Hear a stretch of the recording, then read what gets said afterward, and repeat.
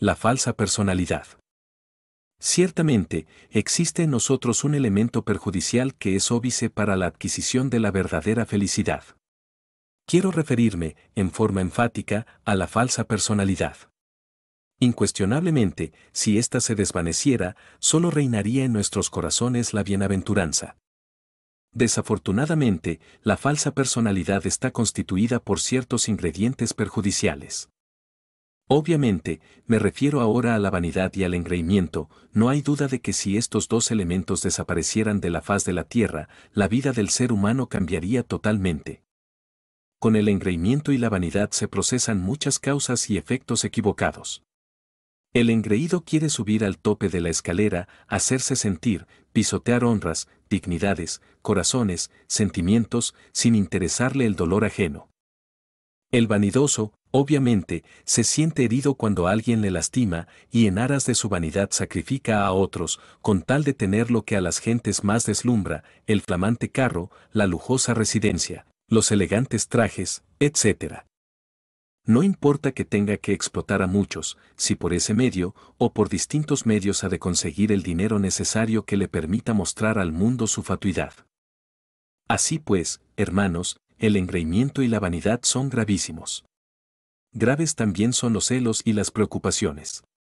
Las preocupaciones son semejantes, dijéramos, a las moscas. Miles de yous de las preocupaciones revolotean en la mente, aguardando algo, como para formar problemas. Así como las moscas se posan en forma indiscriminativa sobre la inmundicia y sobre las comidas, sobre todo lo que, así son también el enjambre de los yous de las preocupaciones. Ellos aguardan algo en que posarse para formar preocupaciones, un concepto, una palabra, una idea, una teoría, cualquier cosa, no importa que sea. Los yous de las preocupaciones solo aguardan el instante en que puedan formar problemas y flotan en la mente, son perceptibles para aquellos que posean la divina clarividencia. Es terrible eso, pensar, sencillamente, de que tales yous se corresponden con la falsa personalidad. Vean ustedes cuán perjudicial es la falsa personalidad. Y en cuanto a los celos, ¿qué diríamos? El celoso forma de una pulga un caballo, hace problemas por doquiera. Si el ser amado sonríe, ya ese es un motivo de celos para el celoso, y entonces calumnia, hiere, hace daño.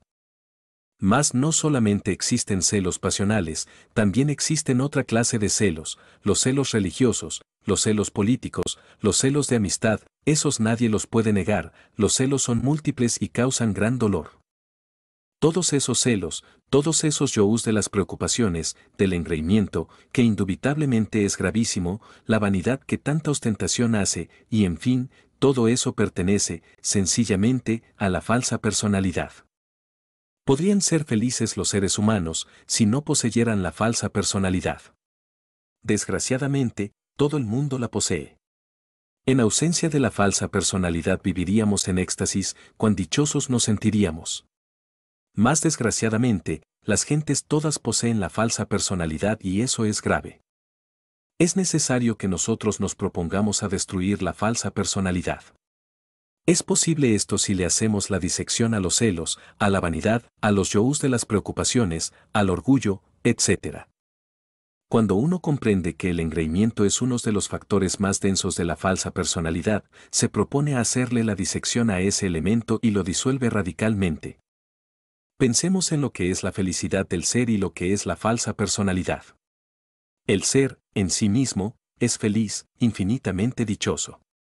Cuando uno elimina a la falsa personalidad, queda en la plenitud del ser, goza entonces de la bienaventuranza.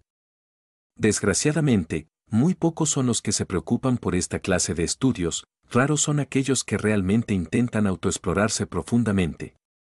Obviamente, mis queridos hermanos, necesitamos provocar un cambio en nosotros. Si un mago, por obra de magia disolviera la vanidad y el engreimiento, la gente se encontraría totalmente transformada. Desgraciadamente, no hallarían qué hacer, se hallarían desorientadas, no le encontrarían sentido a la vida, se suicidarían, morirían, y sin embargo, hay que disolver esos dos ingredientes, el engreimiento y la vanidad. Pero el proceso del cambio, de la disolución, debe ser metódico, didáctico y hasta dialéctico. De lo contrario moriríamos, nos hallaríamos desorientados. Cuando uno comprende esto, se propone a trabajar sobre sí mismo.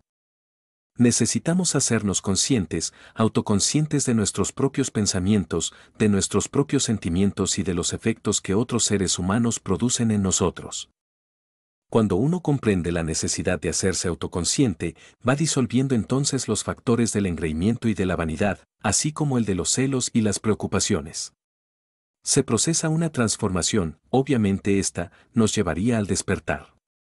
Despertar es lo fundamental, despertar es radical. Los yous del engreimiento y de la vanidad, que corresponden a la falsa personalidad, lo atrapan a uno, hacen que uno se identifique con las cosas de este mundo, con las cosas materiales, con los sucesos, con los distintos eventos recurrentes en el tiempo.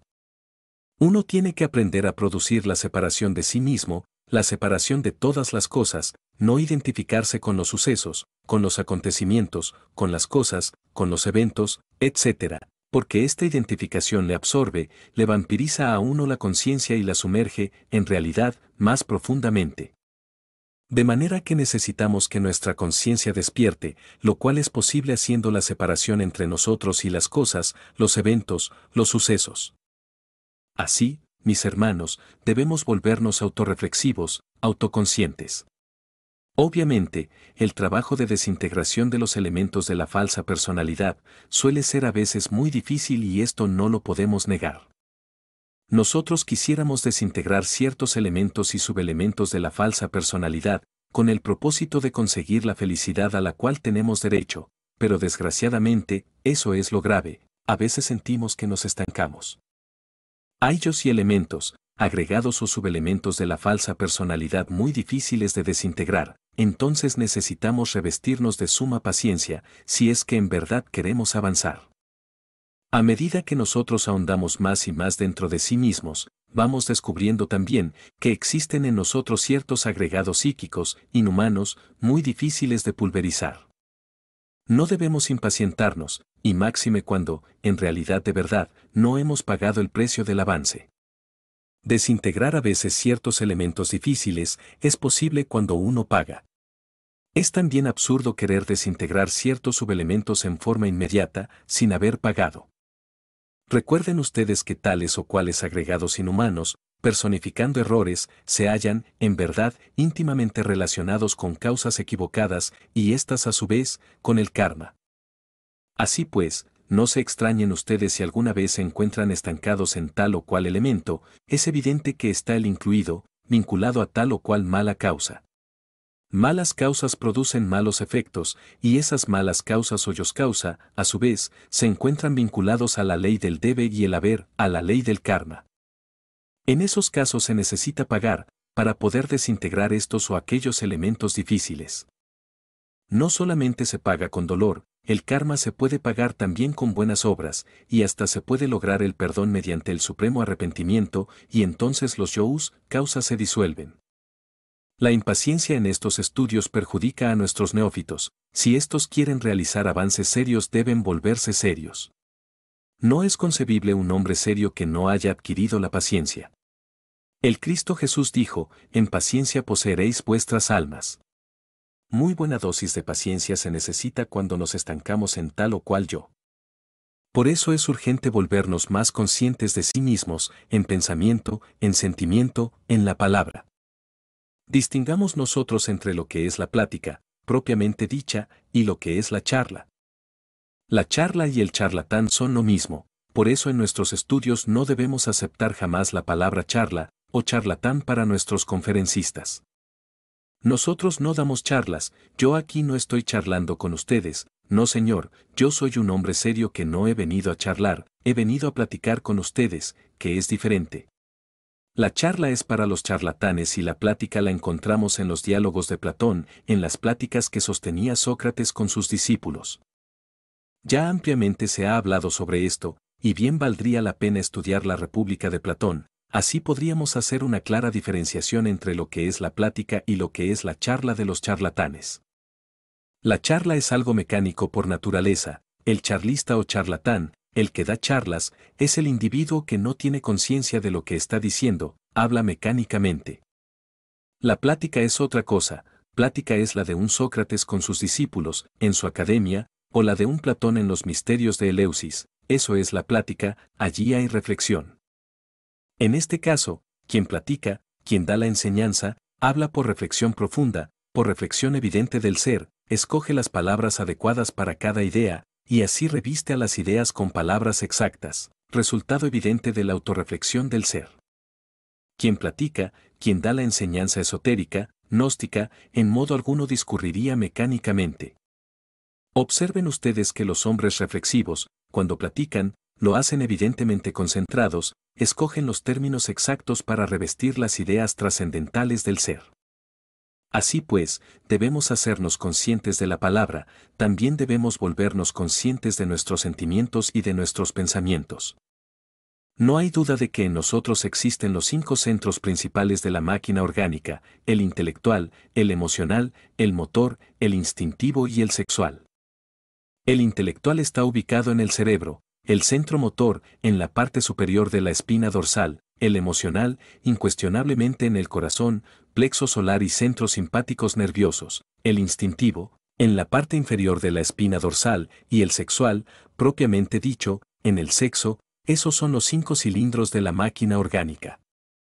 Nosotros debemos aprender a manejar nuestros centros, si es que queremos vivir conscientemente.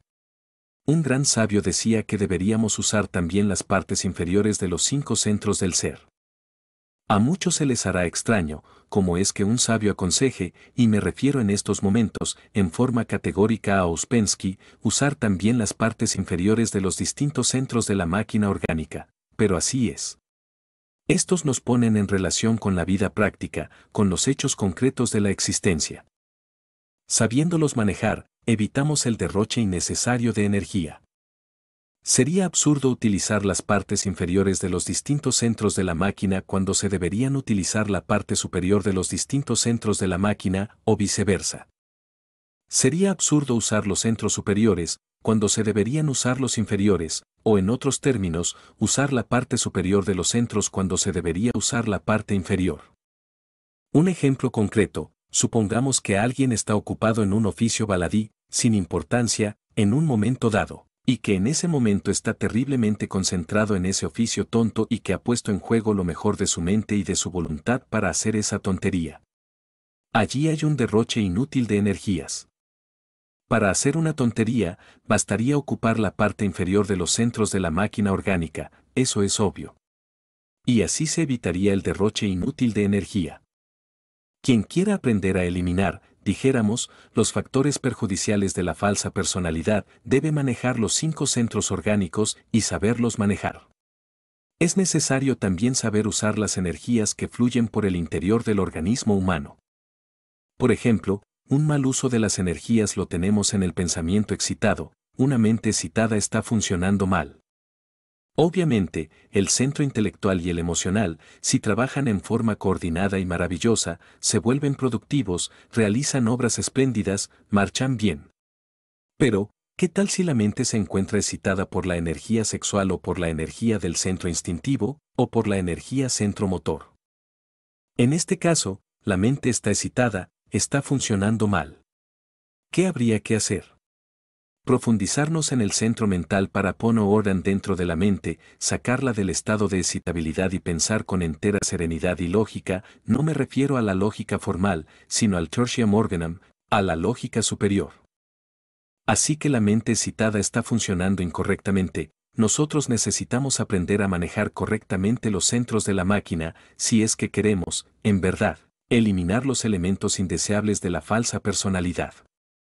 Existen muchos yous mecánicos, inútiles, en los 5 centros de la máquina, que hay que eliminar, yous de muchas tonterías que deben ser eliminados, el engreimiento, la vanidad, que dentro de la falsa personalidad originan, desde sus profundidades, ciertas acciones que resultan totalmente equivocadas y perjudiciales. Vean ustedes cuán necesaria es la autoexploración de sí mismo, cuán indispensable es autoexplorarse. Conforme vayamos desintegrando lo que debemos desintegrar, los ingredientes de la falsa personalidad, se irá produciendo una transformación didáctica, dialéctica, y la resultante de eso, de tal transformación, viene a ser la conciencia despierta, lúcida. cuando uno, en verdad, establece esta enseñanza en su mente y en su corazón, comprende la necesidad